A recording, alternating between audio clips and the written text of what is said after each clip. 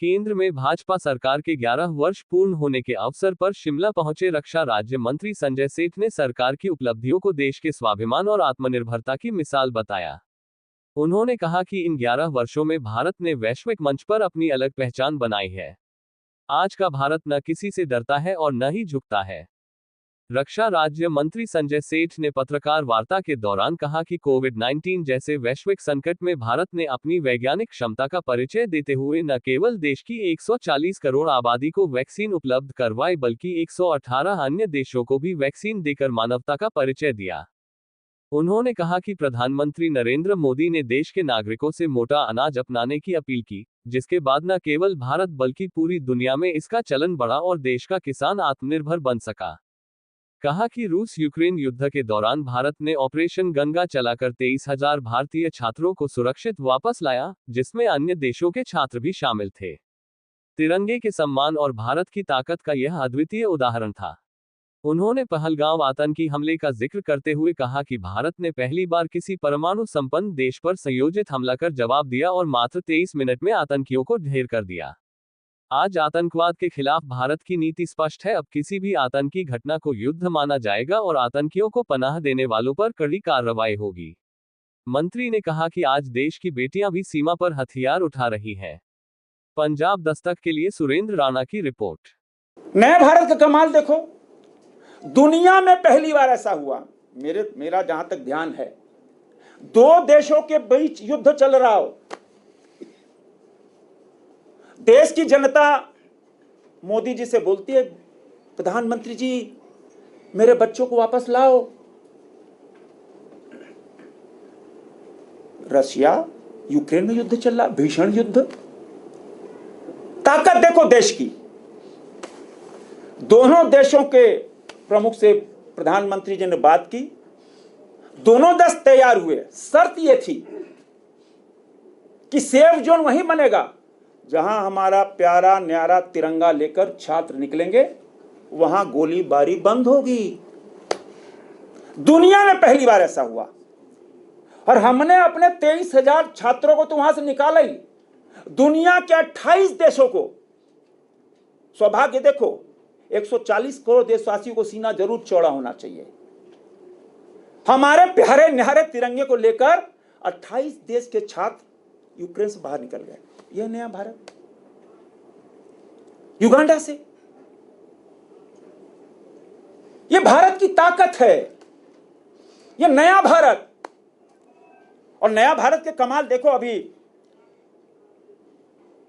आप सब सुनना भी चाह रहे हो, ऑपरेशन सिंदूर, पहलगाम की घटना के बाद देश बदला चाहता था। जिन हमारी बहनों के सिंदूर उजाड़ा गया, साफ किया गया। प्रधानमंत्री जी ने बिहार की पवन भूमि से कहा, ऐसे आतंकवादियों जिन्होंने यह घृणित कार्य किया है, उसको मिट्टी मिला दिया जाएगा। देश ने विश्वास किया कि मोदी बोल रहे हैं तो जरूर होगा भाई, और देश ने इंतजार भी किया, क्योंकि देश ने देखा, सर्जिकल स्ट्राइक भी देखी, एयर स्ट्राइक भी देखी कि नहीं, एक हम घर में घुस के मारेंगे, कि जो हमको छेड़ता है उसको छोड़ते नहीं, घर में घुस के मारते हैं। और इसीलिए तीसरी बार घर में घुस के मारा।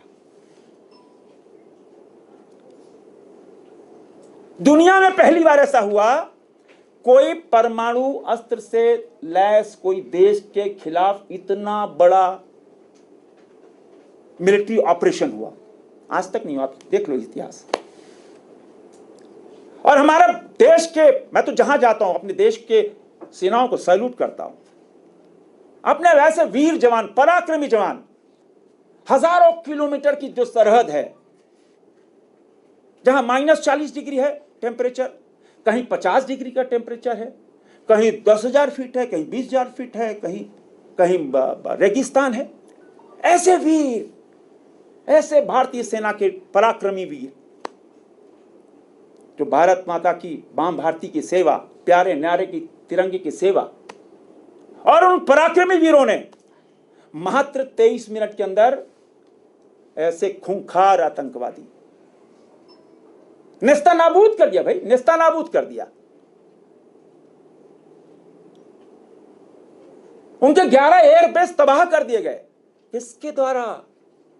आत्मनिर्भर भारत, आत्मनिर्भर भारत अस्त्रों से। यह है हमारी पराक्रमी सेना। आज दुनिया भी अचंभित है। दुनिया तो मानती थी कि भारतीय जो फौज है दुनिया की चौथी सबसे बड़ी शक्तिशाली फौज है, वो सिद्ध भी किया हमने। और अपने इंडिजिनस अपने अस्त्रों से